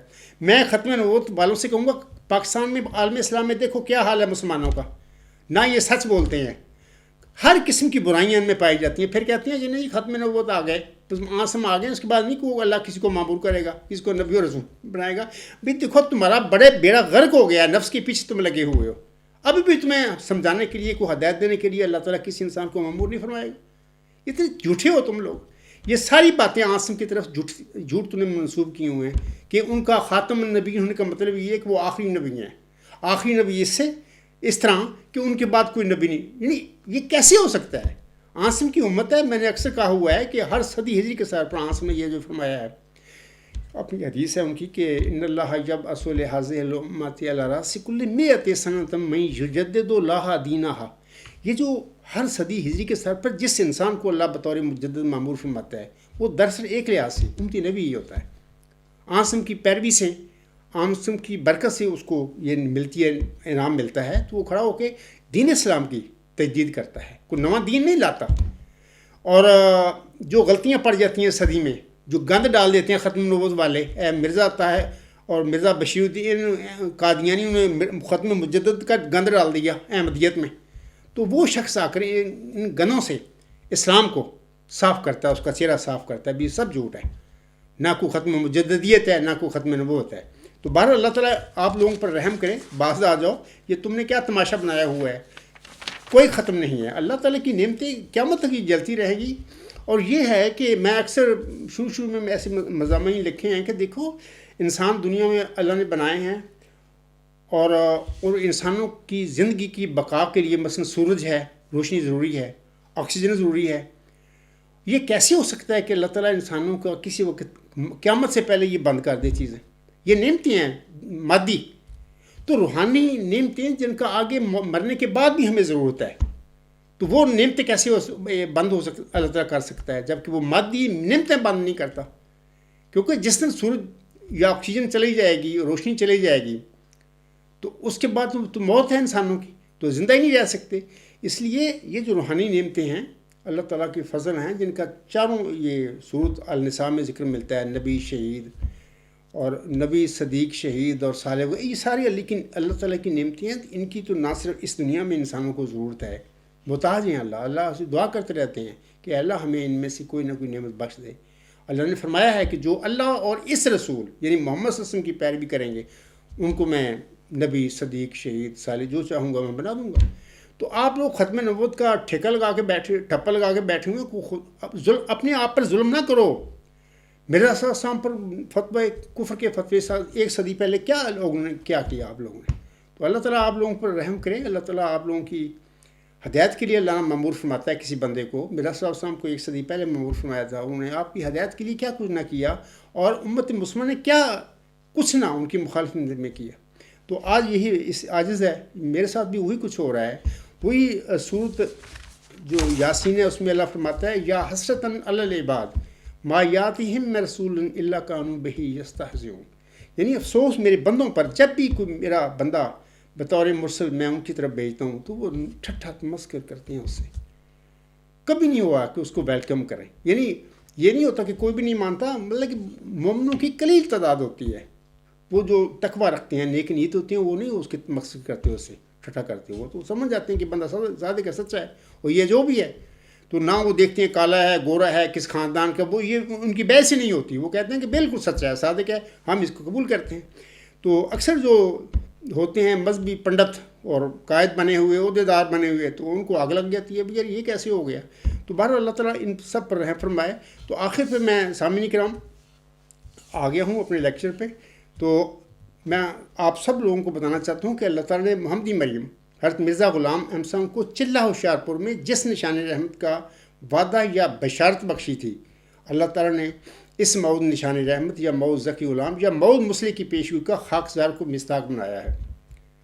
امید ہے میرے احمدی بہن بھائی اور بزرگ جو ہیں سارے اب سمجھ گئے ہوں گے کہ اللہ تعالیٰ نے خاکسار کی صداقت کے لیے مذکورہ مود الہامی نشانی یا مود الہامی الفاظ کس طرح اور کس شان سے خاکسار کے وجود میں پورے فرمائے ہیں. یعنی وہ مظہر الحق والعلا کہان اللہ نزل من السماء.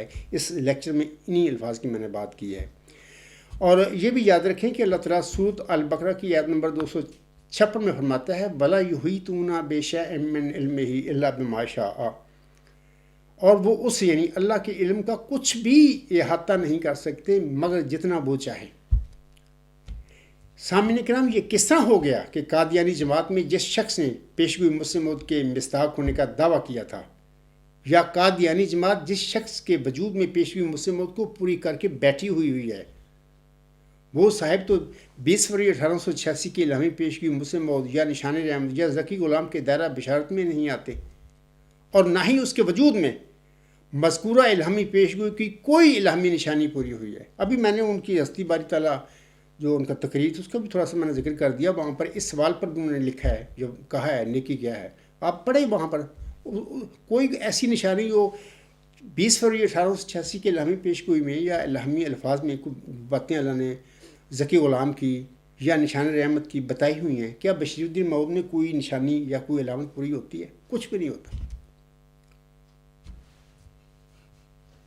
جماعت احمدیہ میں جس وجود کو اللہ تعالیٰ نے چلہ ہوشیارپور میں نازل ہونے والی الہامی پیشگوئی کا مصداق بنایا ہے، عجیب بات ہے کہ قادیانی جماعت اور اس کے کھڑپینچ یہ عہدیدار ٹائپ سارے اسے حضرت مرزا غلام احمد صاحب کی جماعت احمدیہ سے خارج کر کے اور اس کے اہل و عیال اور اس کے ساتھیوں کا اخراج اور مقاطعہ کر کے بیٹھی ہوئی ہے۔ انا للہ و انا الیہ راجعون، میرا بھی، میرے بچوں کا، میرے ساتھیوں سب۔ لیکن خود میں احمدی بہنوں اور بھائیوں اور بزرگوں سے کہوں گا کہ سوچو تم نے کیا کیا اس بندے کے ساتھ۔ میں ضمن بتا دیتا ہوں، اس سال غالباً مارچ میں کسی موقع پر آئے تھے میرے پاس مجھے ملنے کے لیے، ان کی خواہش تھی وہ آئے، انہوں نے ذکر کیا تو میں نے ان کو ویلکم کیا۔ ملک منور حسینی صاحب، ان کے ساتھ ایک اور بھی دوست تھے، تو وہ میرے پاس رہ کے گئے ہیں اور ایک رات 2 دن میرے پاس ٹھہرے تھے۔ تو جب وہ میرے پاس آئے تھے تو میں نے ملنے کے بعد سب سے پہلے یہ سوال ملک صاحب سے کیا تھا کہ ملک صاحب کوئی سوال میرے دعوے کے حوالے سے؟ چپ۔ ملک صاحب میری یہ لیکچر سنیں گے تو انشاءاللہ اس کی تصدیق کریں گے۔ میں نے ان سے بار بار کہا تھا کہ کوئی سوال میرے دعوے کے حوالے سے، انہوں نے کوئی سوال نہیں پر کیا، نہ اس نے ملک صاحب نے کیا، نہ ان کے ساتھی نے کیا۔ ہاں جنرل باتیں ہوتی رہی، مجھے لگتا ہے کہ وہ مجھے صرف دیکھنے آئے تھے کہ یہ بندہ کون ہے۔ تو بعد انہوں نے مجھے دیکھا، میرے پاس رہے، ہم نے اکٹھی نمازیں پڑھی، اللہ ان کو جزائے خیر دے۔ میں ان کا شکریہ ان کی محبتوں کا کرتا ہوں کہ ان کو دل میں احساس پیدا ہوا، وہ ملنے کے لیے آ گئے۔ تو باہر میں نے بھی ان کو جو بھی میزبان کی ہوتا ہے ذمہ داریاں وہ پوری کی، ان کو عزت دی، ان کو ہر قسم کی باتیں ان سے کی۔ تو میں ملک منور احمد حسینی صاحب سے بھی کہوں گا کہ دیکھیں، آپ کو میں نے دکھائی بھی تھی کہ انہوں نے جو اخراج اور مقاطعہ میرا اور میرے بچوں کا کیا ہوا ہے، میں نے وہ فریم کروا کے میرے پاس میرے گھر میں میرے ڈرائنگ روم میں وہ میرے اور میرے بچوں کے اخراج وغیرہ سب لگے ہوئے ہیں، میں نے وہ ان کو دکھائے تھے۔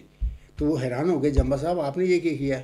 میں نے منور حسینی صاحب سے کہا تھا کہ مرنے کے بعد قیامت کے دن اللہ تعالیٰ کے حضور جب میں حاضر ہوں گا، وہاں پر محمدی عربی وسلم بھی ہوں گے اور حضرت مرزا غلام محمدی مریم وہ بھی وہاں پہ ہوگی، تو میں بھی حاضر ہوں گا۔ تو میں ان کے سامنے مرزا صاحب علیہ السلام محمدی مریم کے سامنے یہ دکھاؤں گا کہ تیری جماعت نے میرے ساتھ یہ کیا تھا۔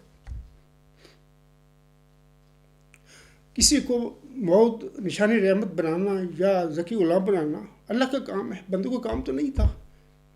میرے والد بزرگ نے دعائیں کی تھی، اللہ نے ان کی دعائیں میرے وجود میں قبول فرمائیں، اور پھر مرزا غلام صاحب کی دعا کا نتیجہ اللہ تعالیٰ نے جو چلہ ہوشیارپور میں جو انہوں نے دعائیں کی تھی اس کا نتیجہ مجھے بنا دیا۔ تو یہ اللہ کا کام ہے، اللہ کا فعل ہے، اس میں کسی بندہ جو ہے جس کو اللہ بناتا ہے اس کا کیا قصور ہے یا اس کی فیملی کا کیا قصور ہے؟ تو یہ باتیں میں منور حسینی سے لوگ پوچھیں گے تو ان کی تصدیق کرے گا کہ ایسے ہی ہوا تھا۔ میں نے ان کو دکھائی تھی کہ دیکھو یہ میرے اخراج اور مقاطع اس جماعت قادیانی نے کیے ہوئے ہیں۔ ادھر ہے کیل میں ایک لمبے عرصے سے ادھر ہی رہتا ہوں، 17 سال میں ان کا امام الصلاۃ رہا ہوں۔ کیا یہ لوگ انہوں نے دنیا میں اسلام کو غالب کرنا ہے اسلام کو، جو اپنے وجود میں اتنا ظلم کرتے ہیں۔ اور آپ لوگ جانتے ہی ہیں کہ کس قسم کا ان کے کریکٹر ہیں، دل نہیں کرتا دوبارہ ذکر کریں ان کا کہ کیا کیسے بدکار لوگ ہیں یہ، جن کو تم خلیفہ بنا کے بیٹھے ہوئے، ان کو اولادیں کیا کرتی پھر رہی ہیں۔